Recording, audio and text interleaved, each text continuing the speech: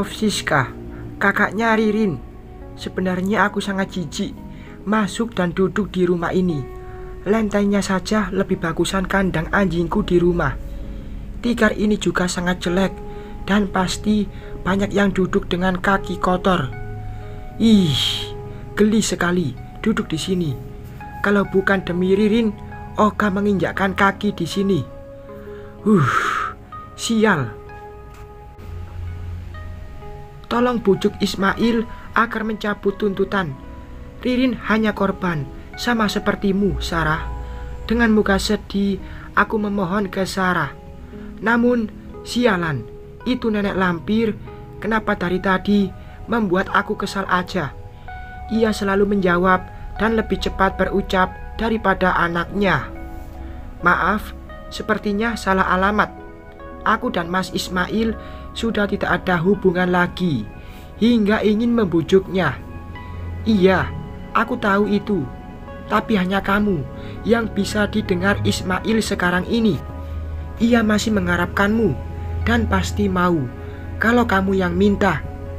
Tolonglah Sarah, hanya kamu yang bisa menolong adikku saat ini.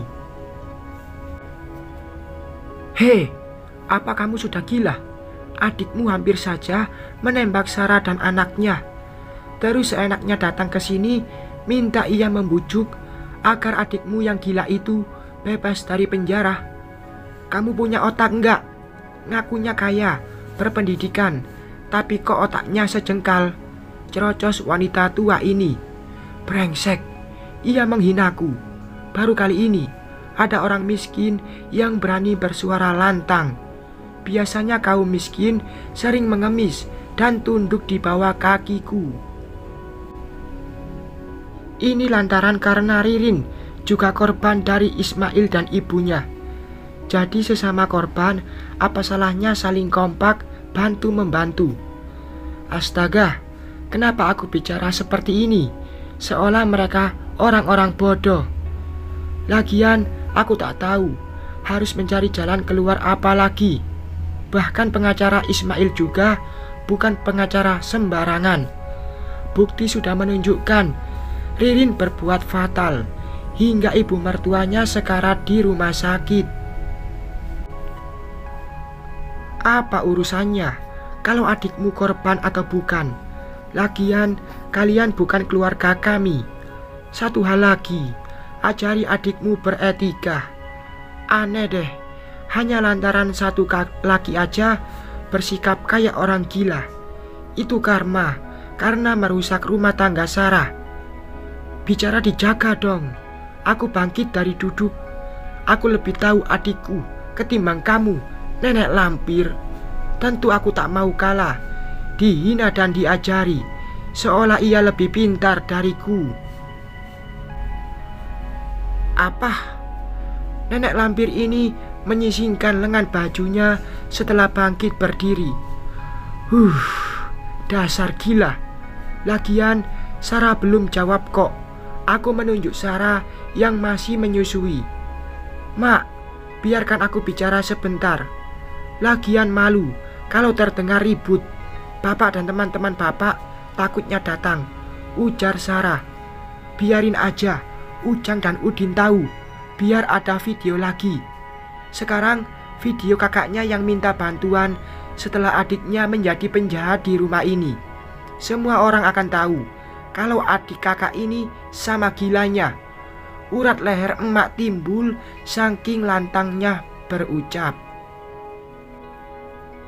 Oh tidak, jangan sampai ada video viral lagi tentang aku yang memohon pada orang miskin. Sudah cukup video Ririn viral hingga aku tak sanggup ke yayasan atau pergi arisan. Malu, teramat malu. Semua teman-temanku akan memandang miring, seolah kami keluarga stres atau tidak benar. Aku harus cari cara lain agar Ririn keluar dari penjara. Sarah, seharusnya kamu merasa kasihan karena sesama wanita yang dipermainkan dalam pernikahan. Kalau bukan lantaran maminya Ismail, tidak mungkin Ririn mau menikah dengan Ismail.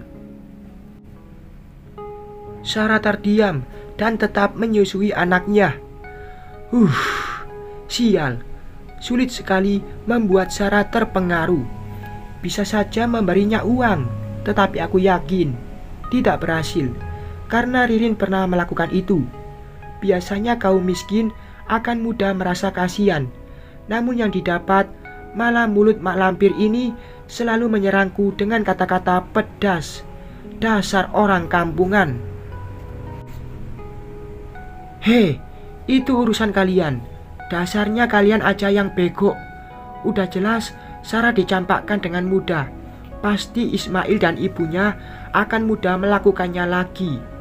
Sekarang pergi dari sini sebelum aku tendang bokongmu keluar. Ia menunjuk ke arah pintu. Sarah, kenapa diam aja?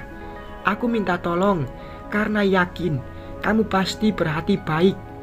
Kali ini terpaksa memuji yang sebenarnya sangat terpaksa. Justru aku membencinya karena kami pernah terlibat percekcokan di depan teman-teman arisan kala ia baru saja menjadi istri Ismail. Apa jawaban emak? Itu juga jawabanku. Jadi aku nggak perlu buang tenaga untuk menjawab. Jawab Sarah dengan suara datar seolah aku hanya angin lalu. Dasar wanita miskin, kampungan, sok. Cepat sana pergi. Wanita tua ini menunjuk lagi ke pintu. Aku merasa seperti manusia terhina. Baru kali ini diperlakukan tidak baik, dan itu pun oleh orang miskin kampungan. Sialan. Terpaksa aku pergi. Sepatu depan pintu, kaki ini menginjak lantai yang terlihat hitam menjijikkan. Memasang sepatu terpaksa membungkukkan badan. Sementara wanita tua itu dan Sarah menatapku seolah aku ini pencuri di rumah kumuh ini. Mak, emak. Berisik. Siapa sih yang datang? Apa seperti ini kaum miskin hingga bicara seperti berada di hutan? Elo Jang, ada apa? Wanita tua itu melangkah menuju pintu. Kini jaraknya sangat dekat denganku, hingga aroma dasternya tercium tak sedap. Amis, bau daging mentah. Mak, mau gua wawancara? Enggak, ntar dibayar deh. Hah? Wawancara buat apa, Jang? Tentang video dokter Ririn datang menyandra dan emak yang menghadapi seperti pahlawan. Ups, maksudnya apa? Video adikku buat konten channel YouTube dia. Sialan. Tuh ada kakaknya. Nenek lampir menunjukku. Hah? Ngapain, mak? Lelaki itu melihatku. Memohon agar cabut tuntutan. Bentar, gua hidupkan kamera dulu. Sialan, ia mau merekam aku seperti yang dilakukan pada Ririn. Sebaiknya aku cepat-cepat pergi sebelum kamera ponselnya menyala. Hei, tunggu, gua belum rekam nih, teriak lelaki itu kala aku berlari menuju mobil. Dengan sekuat tenaga berlari sebelum ia merekam. Apa kata dunia kalau tahu aku kesini seperti manusia merendahkan diri? Astaga, rasanya lebih parah dari dikejar anjing jalanan. Hampir saja jatuh karena sepatu berhak tinggi ini mempersulit aku. Sampai di mobil, secepatnya aku nyalakan lalu tancap gas agar meninggalkan rumah kaum miskin itu. Aku menghela napas besar saking paniknya. Rencana menemui Sarah tidak berhasil. Sekarang aku harus menemui Ismail dan memohon agar mencabut tuntutan. Bukankah ini semua ulahnya? Tujuan berikutnya rumah sakit. Sampai di rumah sakit, aku memakai masker dan kacamata hitam dan tak lupa selendang membalut kepala agar wartawan tidak mengenaliku. Setelah menanyakan kebagian informasi, aku segera menuju ruang inap maminya Ismail. Ismail, Aku ingin bertemu sekarang. Sekarang aku menuju ruangan mamimu di rumah sakit ini. Pesan WA dikirim sambil melangkah menuju ruangan yang dituju. Tujuan agar tidak repot mencari keberadaan Ismail.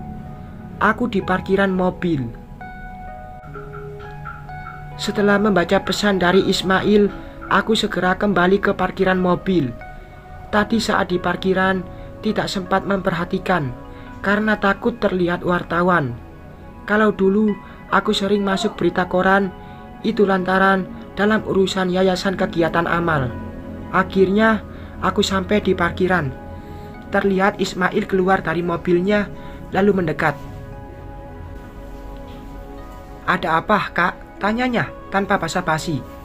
"Bagaimana keadaan mamimu?" Bagaimanapun juga maminya sahabatku. Tetapi dulu, sebelum ia mencampakkan Ririn, mami kritis, belum sadarkan diri. Wajah Ismail tampak sedih. "Aku percaya padamu hingga merestui pernikahan kalian. Tapi apa yang didapat Ririn?